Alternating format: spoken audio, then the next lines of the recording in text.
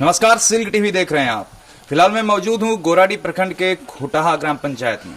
यहां पर हम बात करेंगे एक ऐसे प्रत्याशी से जो भारतीय सेना में अपनी सेवा दे चुके हैं और उसके बाद वो अपने गांव आकर गांव की कुछ सेवा करना चाहते हैं, गांव में कुछ विकास करना चाहते हैं। हमारे साथ हैं यहाँ के मुखिया प्रत्याशी देवेंद्र कुमार जी।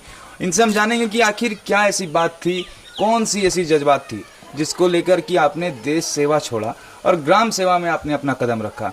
सबसे पहले तो आपका स्वागत है हमारे चैनल पर। और आप सबसे पहले जो अहम सवाल है वो ये है कि आखिर ऐसी क्या बात आन पड़ी कि आपने नौकरी छोड़कर गांव को विकास के रास्ते पर अग्रसर करने का सोचा?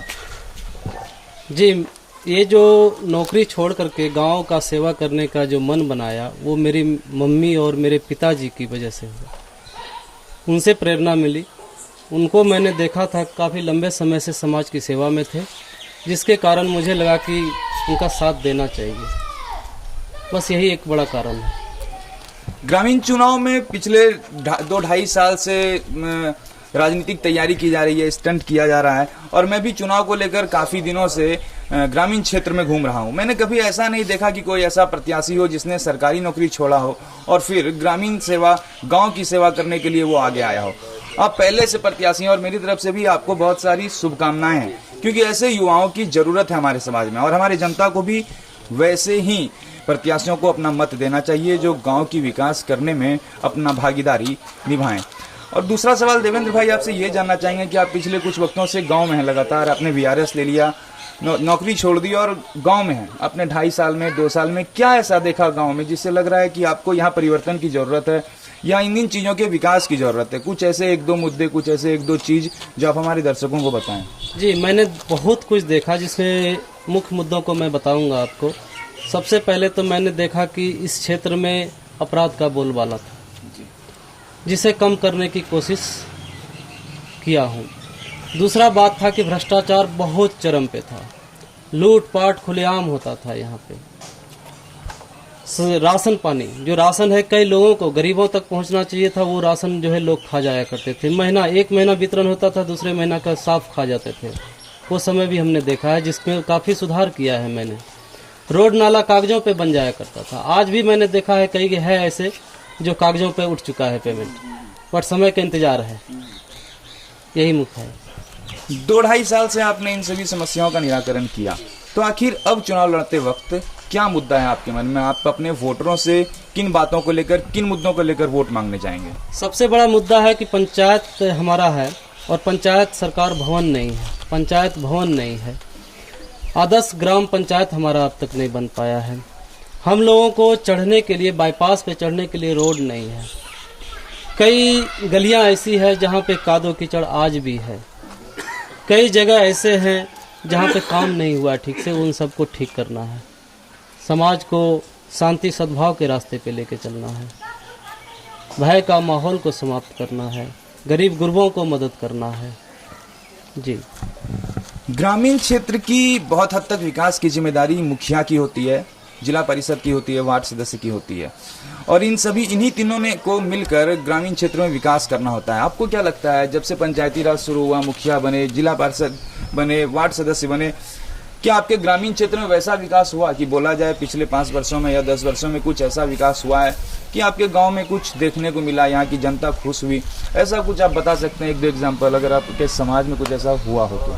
कुछ काम मैंने या मेरे पिताजी के द्वारा किया गया है, जैसे तलठोका नदी के ऊपर पुल का बनवाना, दहला से बनगांव खुटहा तक रोड का बनवाना, या बरेठा रोड बनवाना, या महावीर स्थान जहाँ पे बैसाख में भी कीचड़ हुआ करता था, वहाँ पे हम लोगों ने हमारे प्रयास से रोड बना। तो बहुत कुछ है, प्रगति हमने किया है, बाकी बहुत कुछ बचा है जिसमें सुधार की जरूरत है। आपके पंचायत के लोग आपको जानते हैं और आप पर यकीन करते हैं, खासकर युवाओं का बहुत ही ज्यादा साथ है आपको। मैं आपसे जानना चाहूँगा, आपके नौकरी के समय की बातें, जब आप आर्मी में थे, कैसा होता था वहाँ का माहौल?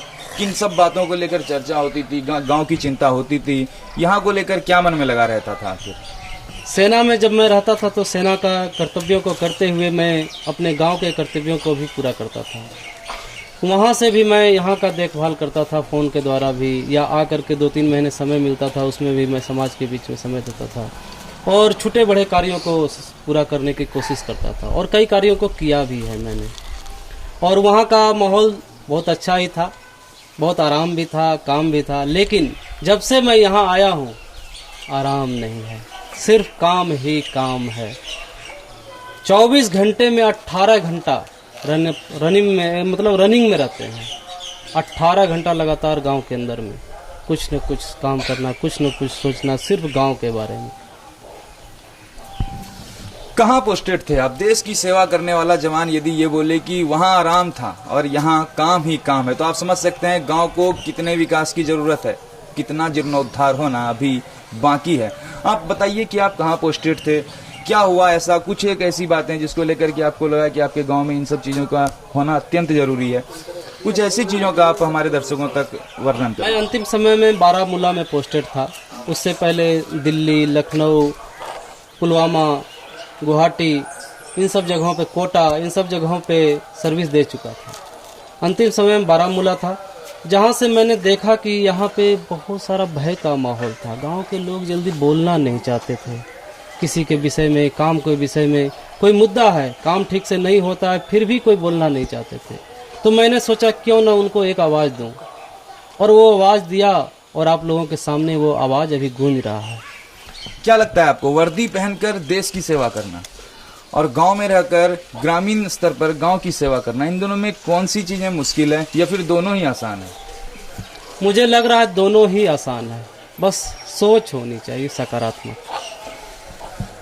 एक और सबसे अंतिम सवाल और सबसे अहम सवाल ये कि आम आदमी की जिंदगी या फिर ऐसे इंसान की जिंदगी जो देश सेवा में तत्पर है, जो आर्मी में है, फौज में है, देश की सेवा कर रहे हैं, इन दोनों की जिंदगी में ऐसी क्या कठिनाइयां होती है, आम कोई कठिनाइयां, यदि आपके जो युवा वोटर हैं उनको आप कुछ बताएं, उनको आप इस चीज़ों को लेकर अवगत कराएं। नहीं, जो बॉर्डर लाइन पे बैठा हुआ है वो काफ़ी ट्रेंड होता है, उसे ट्रेंड किया जाता है सेना के द्वारा, और वो वहाँ की परिस्थितियों को भांपते हुए अपना कर्तव्य को निभाते हैं। उसी तरह जब हम गांव में आते हैं तो गांव की चुनौतियाँ कुछ अलग ही होती है, जिसमें बहुत कुछ सहन शक्ति होनी चाहिए, तभी वो गांव को संभाल सकता है। यदि सहन शक्ति आपके पास नहीं है, जज्बा नहीं है, सकारात्मक सोच नहीं है, वो व्यक्ति गांव को नहीं संभाल सकता है। एक अहम सवाल देवेंद्र भाई, क्योंकि आपके साथ युवाओं की टोली है, युवा कंधा से कंधा मिलाकर आपके साथ चल रहे हैं, आप पर यकीन कर रहे हैं, आप अपने वोटरों को, अपने समाज के लोगों को क्या संदेश देना चाहते हैं, उनसे क्या अपील करना चाहते हैं? मैं अपने पंचायत वासियों से अपील करना चाहता हूँ कि जिस प्रकार मैंने कुछ इस वर्षों में कलम से समाज का उद्धार किया, समाज का कल्याण किया, समाज के लोगों को जगाया और उनके लिए दिन और रात एक कर दिया, तो उनसे मैं अपील करना चाहता हूं कि वो भी दिन और रात एक कर दें। धन्यवाद। ये थे हमारे साथ देवेंद्र भाई, इन्होंने समाज को लेकर बहुत सी ऐसी बातें बताई, समाज के लिए काम करने का इनका जज्बा साफ दिखाई पड़ता है। इनके साथ युवाओं की टोली है, युवा कंधा से कंधा मिलाकर इनके साथ चल रहे हैं। अब देखना ये होगा कि चुनाव का नतीजा क्या होता है। ये वीडियो यदि आप हमारे फेसबुक पेज पर देख रहे हैं तो हमारे पेज को लाइक करें, और यदि ये वीडियो आप हमारे यूट्यूब चैनल पर देख रहे हैं तो हमारे चैनल को सब्सक्राइब करें। जय हिंद।